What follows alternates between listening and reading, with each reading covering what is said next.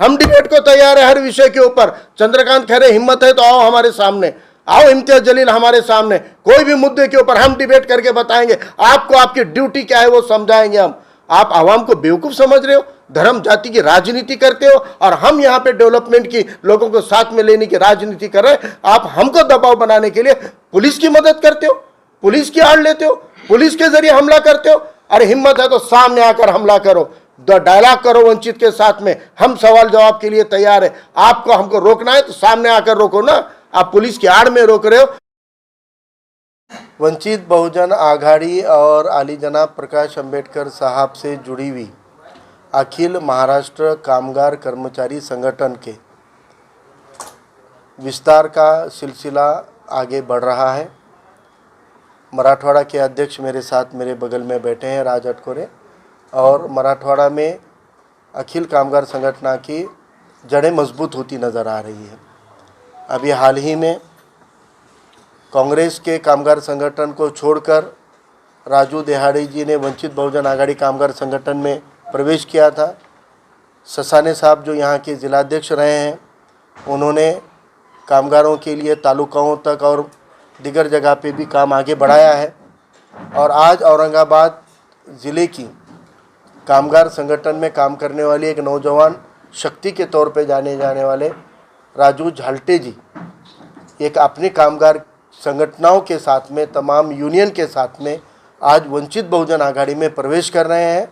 और वंचित बहुजन आघाड़ी के साथ साथ वो कामगार संगठन की जिम्मेदारी जो भी मराठवाड़ा के अध्यक्ष देंगे, वो जिम्मेदारी पे काम करने वाले हैं। मजदूर तबके के बहुत बेहाल हैं। भारत के अंदर अब संगठित कामगार नहीं रहे, ऑर्गेनाइज्ड लेबर नहीं रहा, इंडस्ट्रीज़ और बड़ी बड़ी कंपनियां जो थी पहले के जैसी मिलें वगैरह नहीं रही, इसीलिए अब बेरोज़गारी बहुत बड़ी है। और जो बेरोज़गारी का नतीजा है कि आज लोगों को अपना पेट भरने के लिए, उदर निर्वाह के लिए, रोज़ी रोटी के लिए भी ज़रिए ये हुकूमत आम फराम नहीं कर रही है। इसलिए डिग्री लेकर, ग्रेजुएशन करके भी, डबल ग्रेजुएशन करके भी लोगों को ऑटो रिक्शा चलाना पड़ता है, टैक्सी पे ड्राइवर बन के जाना पड़ता है, या वो अगर मौका नहीं मिलेगा तो रास्ते के किनारे के ऊपर फल फ्रूट या सब्ज़ी बेचने की नौबत आज इन पढ़े लिखे नौजवानों पे, हमारे भाइयों और बहनों पे आई हुई है। और ये असंगठित अनऑर्गेनाइज्ड लेबर में आते हैं, इनका कोई फुरसाने हाल नहीं है। लॉकडाउन लगा देते हैं, रेस्ट्रिक्शन लगा देते हैं, बाज़ारों पे बंदी लगा देते हैं, टूरिज़्म प्लेसेस बंद करा देते हैं, लेकिन उनके ऊपर डिपेंडेंट हज़ारों लाखों लोगों की भूखमरी की तरफ ये सरकारों का ध्यान नहीं जाता है। हम ये आपको दावे से कहना चाहते हैं कि सेना भाजपा जैसी धर्म के नाम पे राजनीति करने वाली पार्टियां हो, या सेक्युलरिज्म के नाम पे राजनीति करने वाली कांग्रेस राष्ट्रवादी जैसी पार्टियां हो, सत्ता में आने के बाद इन्हें सबसे पहले अगर भूल जाते हैं तो मेहनतकश मजदूरों को, कष्टकरी कामगारों को भूल जाते हैं। इसलिए आज मजदूर तबके के बड़े मसले हैं और मजदूर तबके में काम करने की बहुत ज़रूरत है। और वंचित बहुजन आघाड़ी आली जनाब प्रकाश अंबेडकर साहब अकेले कायद हैं जो इन मजदूर और असंगठित कामगारों के लिए बार बार आवाज़ उठाते हैं। लॉकडाउन तोड़ने तक की भी हिम्मत अगर किसी ने दिखाई थी तो आली जनाब प्रकाश अंबेडकर साहब ने दिखाई थी। इससे प्रेरित होकर कामगार संगठन के जो बड़े बड़े नाम है, बड़े बड़े शहर के ज़िले के नाम है, वो लोग वो प्रस्तापित और सत्ताधारी पार्टियों को छोड़ वंचित से जुड़ रहे हैं। तो आज आपके माध्यम से हम औरंगाबाद ज़िले के सभी मेहनतकश तबके को ये बात पहुंचाना चाहते हैं कि आपके हक की लड़ाई लड़ने के लिए राजू झाल्टे जैसा एक नौजवान कायद आज वंचित बहुजन आघाड़ी में प्रवेश कर रहा है। और इनके इस मामले को यहाँ से आगे हम बढ़ाने वाले हैं।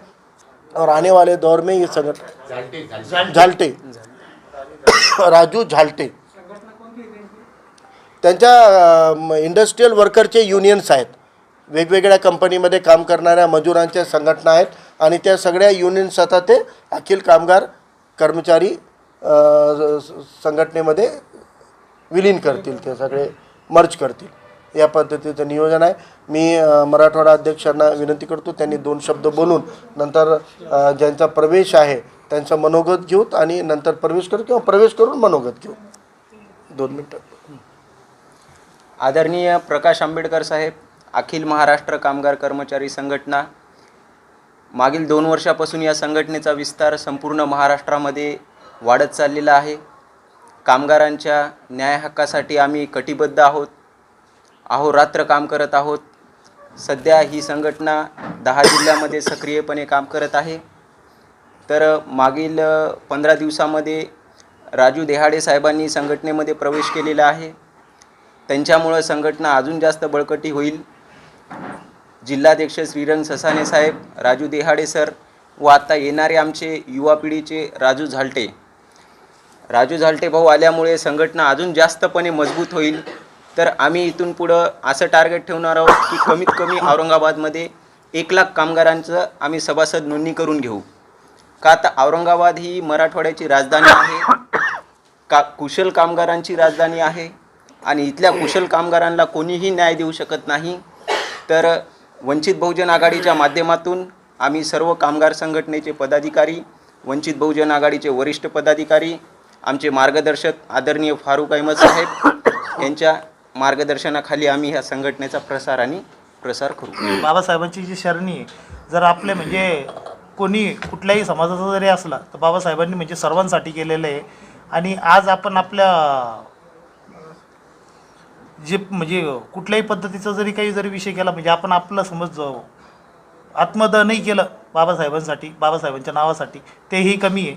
आणि वंचित बहुजन आघाडी येण्याचं कारण असं आहे का बाबासाहेबांना मी बाळासाहेबांमध्ये बघतोय, म्हणून माझी वंचित बहुजन आघाडीमध्ये काम करण्याची इच्छा आहे.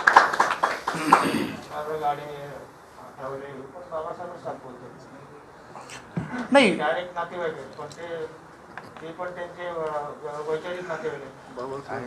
आहेत ना, नाही दुमत नाही. बाबासाहेबांसारखं म्हणजे श्रेष्ठ कोणीच नाही. Babasaheb symbol of the knowledge हे बाबासाहेबांना भेटलेले आहे. आणि बाबासाहेबांपुढं कुठल्याही नेत्याला किंवा कुठल्याही देवाला मी मानतच नाही. म्हणून बाबासाहेबांच्या याच्यात मला झेंड्याखाली काम करायचं, म्हणून मी वंचित बहुजन आघाडीमध्ये प्रवेश घेतोय. अफसर भाई ने जो है तो बहुत जद्दोजहद से इससे उससे काम करके जो वहाँ पर वो करे क्रिकेट टूर्नामेंट किसके लिए वो जो बच्चे हैं उनके लिए. लेकिन सर उनके ऊपर जो है तो वहाँ देखा गया है कि भाई 70 लोगों के ऊपर FIR हुई. तो सर ये इसको आप कैसा देखते हैं? और आप जो CP साहब के पास, DCP साहब के पास गए थे तो क्या आश्वासन मिला सर? देखिए, मैं ये बात आपने बहुत अच्छा सवाल पूछ लिया. इस बहाने से ये बात का तस्करा करने का एक मौका मिला है कि वंचित बहुजन आघाड़ी हर फ्रंट के ऊपर बढ़ रही है, हर समाज के लोग जुड़ रहे हैं, ताकत बढ़ रही है. ये देखकर जितनी सरमायादारा प्रस्तापित पार्टियां हैं, इनमें हलचल पैदा हो गई. वो हमको कहीं नहीं रोक पा रहे हैं, वो हमारी बढ़त को, हमारी संख्या को रोक नहीं पा रहे हैं, तो वो पुलिस की आड़ में हमला करने की कोशिश कर रहे हैं. हम कोई प्रोग्राम लगाने को जाएंगे तो वहाँ पे हमको रिस्ट्रिक्शन बताए जाएंगे, वहाँ पर हमको कोविड का बहाना बताया जाएगा. लेकिन मैं आपको अभी दिखा सकता हूँ कि कांग्रेस हो, राष्ट्रवादी हो, शिवसेना हो या भाजपा हो, इनके मंत्री, संतरी, आमदार, खासदार खुले आम बड़े बड़े प्रोग्राम ले रहे हैं, पब्लिक मीटिंग ले रहे हैं, जलसे ले रहे हैं. उनके ऊपर कोई मामला दर्ज नहीं होता है, उनके खिलाफ में कोई केस नहीं होता है. लेकिन वंचित कुछ करने जाती है. इस शहर के अंदर आधे दर्जन से ज़्यादा टूर्नामेंट हमारे साथ शुरू हुए और वो बराबर चलते रहे और अभी उनके इख्तिताम पे आए. 26-28 को उनका इख्तिताम भी हुआ है. लेकिन वंचित बहुजन आघाड़ी का टूर्नामेंट शुरू होने से पहले उसको ख़त्म कर दिया गया और 70 लोगों के ऊपर मामला दर्ज किया. यहाँ पर हम आपको बताते हैं कितने आंदोलन हो रहे. रिस्ट्रिक्शन में अलाउड थे क्या आंदोलन? जनसभाएं अलाउड थी क्या? जनसभाएं हो रही कि नहीं हो रही? लेकिन उनके ऊपर पाबंदी नहीं है, क्योंकि इस पुलिस की आड़ वो लोग ले रहे हैं जिनको हमारी बढ़त नज़र नहीं है, देखना पसंद नहीं है. और वो पुलिस को फ़ोन करके इन्फॉर्मेशन दे के बोलते हैं यहाँ ऐसा हो रहा है, कार्रवाई करो. तुम्हारी आमदारकी और खासदारी का वजन अगर तुम वंचित को दबाने में लगाओगे तो वंचित तो दबेगी नहीं, लेकिन वंचित ऐसी उभरेगी कि तुम्हारी आमदारकी खासदारी को दबाने का काम करके रहेगी. हम तुम्हारे इस रसूख को दबा के रखे रहेंगे. और हमने DCP मैडम को कल मुलाकात की, डिप्टी कमिश्नर ऑफ पुलिस को, और उनको कहा कि ये इस तरीके का अगर दूजा भाव, गैर बराबरी का रवैया अगर पुलिस डिपार्टमेंट हमसे करता है तो ये संविधान को और कानून को अपेक्षित नहीं है. केस करने सब पे करो, जो मीटिंगें ले रहे हैं उनको आप रोकने का इख्तियार नहीं है आपको, पॉलिटिकल पार्टी को अपने जलसे एक्टिविटी से. हाँ, हम अगर आपका कानून तोड़ रहे हैं आप गुनाह दाखिल करो, लेकिन लेने नहीं देंगे तो आप किसी सियासी पार्टी के एजेंट है क्या? तो आला ऑफिसरों की नीयत अच्छी है, लेकिन जो लोकल लेवल के पुलिस कर्मचारी होते हैं ये पॉलिटिकल दबाव में आकर हमको तकलीफ देने का काम कर रहे हैं. हमने कहा है कि कोई भी अधिकारी का, कर्मचारी का, पुलिस डिपार्टमेंट का दबाव हम बर्दाश्त नहीं करेंगे और हम आगे चल के सीपी साहब को भी हमने वक्त मांगा है, क्योंकि कोविड के प्रोटोकॉल में उनको पाबंदी थी, नहीं मिल रहे थे। हमने कहा है कि हमसे अगर आप मिलो और अगर ये केसेस जो पीछे नहीं लिए तो इंशाल्लाह हम एक बहुत बड़ा आंदोलन पुलिस विभाग के खिलाफ में करेंगे, पुलिस डिपार्टमेंट के खिलाफ में करेंगे। सर, जिस तरह वंचित बहुजन आघाड़ी कामगारों के हक की बात करती है, उसी तरह अभी पीएम मोदी की एक स्कीम चल रही है ई श्रम कार्ड की, तो कहीं वंचित बहुजन आघाड़ी की तरफ से कहीं कैंप वगैरह लगाया है क्या आपने? ई श्रम कार्ड के जितने कैंप वंचित बहुजन आघाड़ी के नेताओं ने लिए हैं, अभी राजू देहाड़े तो यहाँ मौजूद है, ये आपको गिना देंगे कि आज जितना काम ई श्रम कार्ड दिलाने का वंचित कर रही है उतना कोई और सियासी पार्टी इसके अंदर इन्वॉल्व नहीं है। हर तबके के अंदर वंचित की कामगार संगठन बड़ी ताकत से काम कर रही है। आप देखिए वाहतुक सेना सरमायादार यानी अभी मुख्यमंत्री है उनका शिवसेना का, और शिवसेना के कामगार दर्जनों कामगार शिवसेना छोड़ के वंचित में आ रहे हैं, क्योंकि वंचित बहुजन आघाड़ी के पास में नेतृत्व है, लीडरशिप है जो उनके हक के लिए लड़ सकती है, जो उनको इंसाफ दिला सकती है। इसलिए सत्ताधारी पार्टी के कामगार टूटकर वंचित बहुजन में क्यों आ रहे, इसी वजह से आ रहे। और हमारा ये कहना है कि उद्योग और रोज़गार बढ़ेगा तो कामगारों के लिए भी फ़ायदा होगा। इसलिए आज हुकूमत ने टूरिज़्म वगैरह चालू करने का इशारा दिया है, तो मुझे ठीक है कि हम हुकूमत का इस्तकबाल कर दें कि आपने कम से कम जो मुंह दबाने का काम किया था आवाम का, उसको हाथ को हटा दिया है। लेकिन आइंदा हम ना टूरिज़्म बंद होने देंगे, ना तो हम कोई संस्थान, ना कोई संगठन, ना कोई एक्टिविटी बंद होने देंगे। अगर कानून की आड़ में हमको दबाया जाएगा तो कानून तोड़ने का काम भी वंचित बहुजन आघाड़ी बड़ी ताकत से कर सकती है। एक प्रश्न असा होता, राज्य सरकारने आता सुरू केला का किराणा दुकान मॉलवर वाईन विकण्याची परवानगी देण्यात त्याबद्दल आजच्या तारखेमध्ये महाराष्ट्रामध्ये ग्रामीण भागात 70% दुर्गम भाग असे आहेत जिथं पिण्याचं पाणी सरकार पोचू शकली नाही, टँकरनं पिण्याचं पाणी द्यावा लागतो। टँकर लॉबी निर्माण झाली आहे, टँकर माफिया निर्माण झालेला आहे। तुम्ही महाराष्ट्राच्या जनतेला पाणी पाजू शकले नाहीत आणि तुम्ही वाईन पाजवता। वाईन तुम्ही किराणा दुकानावर, पानपट्ट्यावर, पानटपऱ्यावर, ढाब्यावर उपलब्ध करता।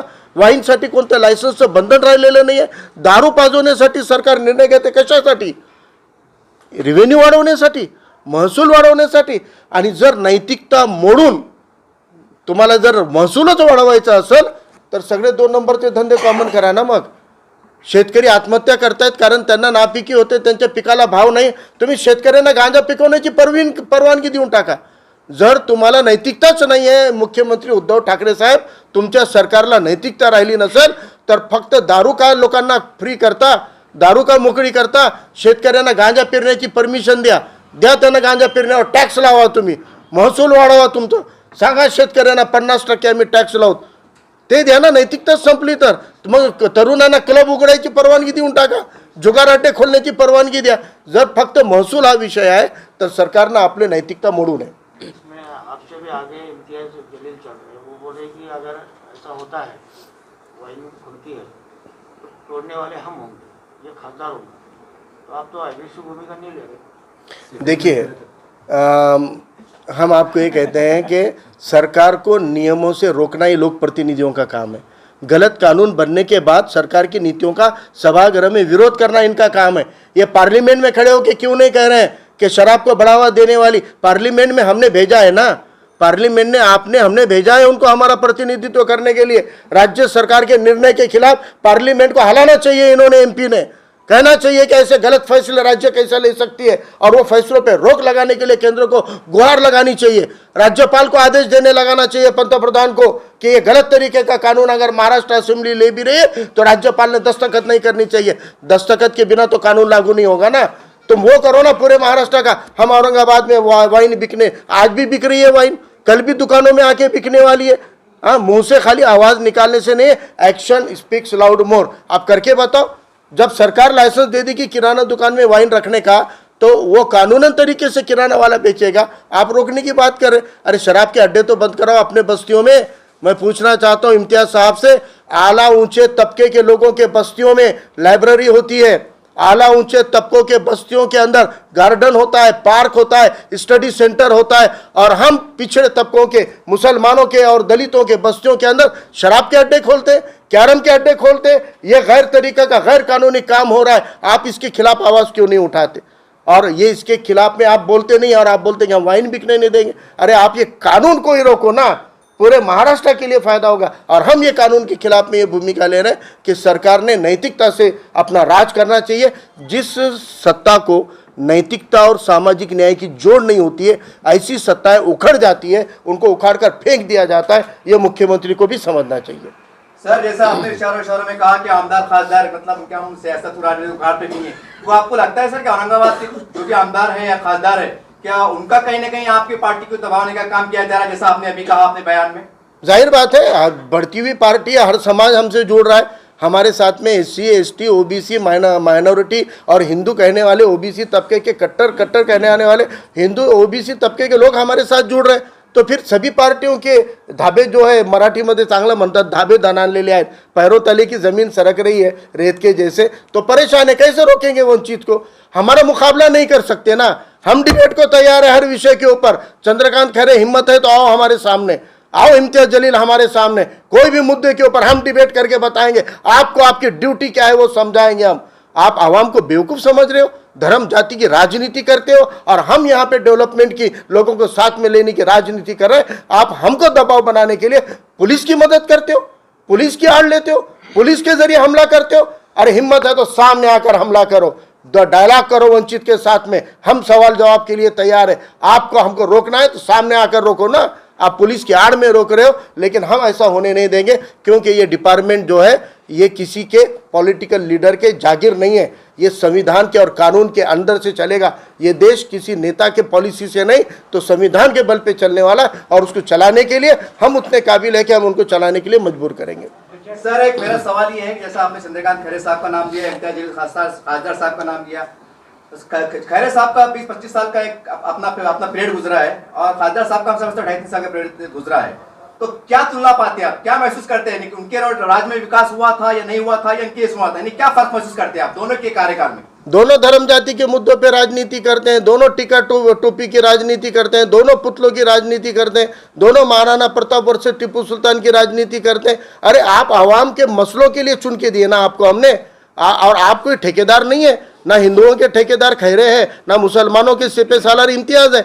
तो आपको पब्लिक ने चुन के दिया है, डेवलपमेंट के लिए चुन के दिया है। आप उसके ऊपर बात कीजिए, उसके ऊपर काम कीजिए। आप हिंदू मुस्लिम की नूरा कुश्ती चलाकर, नूरा कुश्ती खेलकर लोगों को बहकाने का काम करें। अरे कौन से टॉपिक पे चर्चा होनी चाहिए आज बच्चों के स्कूल के मुस्तकबिल तबाह हो रहा है, भवितव्य तबाह हो रहा है, एग्जाम नहीं हो रहे, स्कूल नहीं हो रहे, कॉलेज नहीं हो रहे, 3-3 साल से टीचर पढ़ा नहीं रहे, बच्चे पढ़ नहीं रहे, आने वाली पीढ़ी अनपढ़ और जाहिल और गंवार निकलने वाली है। इसकी फिक्र आपको है कि नहीं है? आप इस मुद्दे के ऊपर बात क्यों नहीं करते? 25 साल से खैरे ने भी औरंगाबाद को प्यासा रखा, और 2.5 साल से मौजूदा MP ने भी औरंगाबाद को प्यासा रखा। पानी नहीं पिला सकते आप हमको रेगुलर पानी नहीं दे सकते, आप रास्ते ड्रेनेज नालियां नहीं दे सकते, और आप यहाँ पे धर्म जाति के नाम पे मुद्दों पे राजनीति करते हो। और जब हम आपके ऊपर सवाल उठाते, आप हमारी ताकत को कम करना चाहते हो, आप हमको दबाना चाहते हो। 70 लोगों के ऊपर मामला, चोरी डकैती की थी क्या हमने?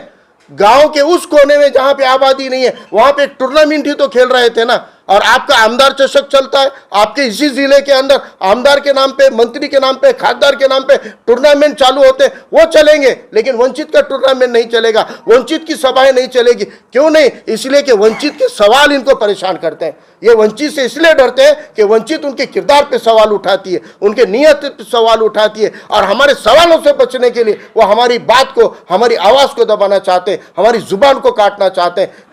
लेकिन इस मुल्क का संविधान हमको बोलने का बराबरी का इख्तियार देता है। हम लड़कर झगड़कर बोलेंगे, लेकिन बोलेंगे जरूर। सर, अगर आपको न्याय नहीं मिला, जैसा आपने खेल के मैदान की बात की, यानी खेल के मैदान की जंग कहने के आने वाले समय में राजनीतिक जंग में तब्दील हो सकती है, ये कहना चाहते हैं आप? शुरू उन्होंने किया है, खत्म हम करेंगे।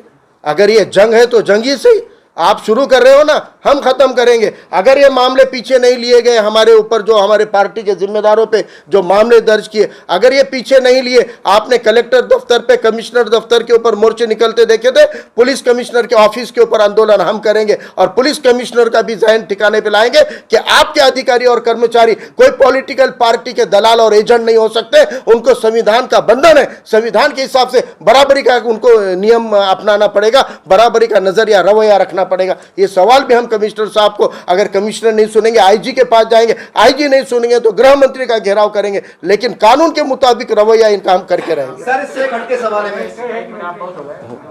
पीछे कौन है, इम्तियाज जलील है या चंद्रकांत खैरे? देखिए दोनों तीनों भी हो सकते हैं, क्योंकि साहब इधर सुनिए, हमारी पार्टी की बढ़त उनको माइनस करके, ये सत्ता में रहते हुए, इनके आमदार खासदार मंत्री रहते हुए इनकी पार्टियां छोड़ छोड़ के लोग वंचित में आ रहे हैं, इस बात का दर्द उनको तो होगा ना, इस बात का तो उन्होंने अपने अंदर सुधार लाना चाहिए। लोग उनको क्यों छोड़ रहे हैं? वो अपने में सुधार नहीं लाएंगे, लेकिन एक अच्छा विकल्प, एक अच्छा पर्याय जो वंचित बन रहा है उसको रोकने के लिए ये सब मिलकर काम कर रहे हैं।